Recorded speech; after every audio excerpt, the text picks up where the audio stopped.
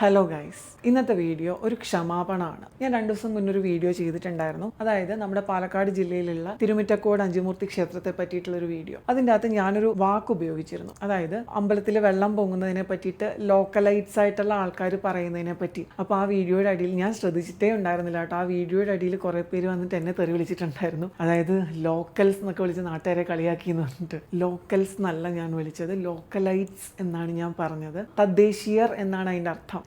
English അറിയാത്തത് ഞാൻ ആരെയും കുറ്റപ്പെടുത്തില്ല, ആരെയും കളിയാക്കില്ല. നേരെ മറിച്ച് എന്നെ തന്നെ കുറ്റപ്പെടുത്താണ്. ബിക്കോസ് ഞാനൊരു മലയാളിയാണ്. അപ്പോൾ പ്രോപ്പറായിട്ടുള്ള മലയാളം ഇപ്പം ഞാൻ ഈ സംസാരിക്കുന്നതിലും ഇംഗ്ലീഷ് വരുന്നുണ്ട്. അതെൻ്റെ കുറ്റമാണ്. നിങ്ങൾ അതിൽ തെറ്റിദ്ധരിച്ചാൽ ഞാൻ നിങ്ങളോട് മാപ്പ് അപേക്ഷിക്കുകയാണ്. ഇംഗ്ലീഷ് അറിയാത്തത് തെറ്റല്ല, നേരെ മറിച്ച് മലയാളം അറിയാത്തത് തെറ്റാണ്. അപ്പോൾ തെറ്റ് എൻ്റെ ഭാഗത്ത് തന്നെയാണ്. I am sorry for that. ഞാൻ ക്ഷമ ചോദിക്കുന്നു. ലോക്കലൈറ്റ്സ് എന്നുള്ളതിൻ്റെ അർത്ഥം തദ്ദേശീയർ എന്നാണ് കേട്ടോ. അല്ലാണ്ട് നമ്മൾ മലയാളത്തിൽ കൊളോക്കിയലായിട്ട് ലോക്കൽസ് എന്ന് പറയുന്നത് ആൾക്കാരെ അവഹേളിക്കാൻ പറയുന്ന ഒരു വാക്കാണ്. അത് ഞാൻ അംഗീകരിക്കുന്നുണ്ട്. അപ്പൊ ഞാൻ വീണ്ടും ക്ഷമ ചോദിക്കുകയാണ്. ഇനി ഇങ്ങനെയുള്ള തെറ്റുകൾ ഉണ്ടാവുകയാണെങ്കിൽ നിങ്ങൾ തിരുത്തിക്കോളൂ. ഞാൻ ഇതേപോലെ ക്ഷമാപണ വീഡിയോസ് ആയിട്ട് വന്നോളാം. ബ്രിട്ടീഷുകാർ ഭരിച്ചു പോയിട്ടും അവർ നമുക്ക് സ്വാതന്ത്ര്യം തന്നിട്ടും നമ്മൾ സ്വാതന്ത്ര്യം ഏറ്റെടുക്കാൻ തയ്യാറാവുന്നില്ല എന്നുള്ളതിന്റെ പ്രശ്നമാണിത്. നമ്മൾ ഇന്നും ആ മാനസികമായ അടിമത്തത്തിലാണ്. നമ്മൾ നമ്മുടെ കുട്ടികളെ ഇംഗ്ലീഷ് മാത്രമേ പഠിപ്പിക്കുന്നുള്ളൂ, മലയാളമോ ലോക്കൽ ലാംഗ്വേജസ് ഒന്നും പഠിപ്പിക്കുന്നില്ല എന്നുള്ളതിന്റെ പ്രശ്നമാണ്. നിങ്ങൾ നിങ്ങളുടെ കുട്ടികളെ മലയാളം പഠിപ്പിക്കുന്നുണ്ടോ എന്നുള്ളത് ഞാൻ അങ്ങോട്ട് ചോദിക്കുകയാണ്. മലയാളം പ്രോപ്പറായി പറയുക, മലയാളം നന്നായി വായിക്കാനും എഴുതാനും അറിയുക, മലയാളം പുസ്തകങ്ങൾ വായിക്കുക, മലയാള ഭാഷയെ കൂടുതൽ എൻറിച്ച് ചെയ്യുക. നമ്മുടെ മാതൃഭാഷയാണ്. ആ ഭാഷയോട് തന്നെയാണ് എൻ്റെയും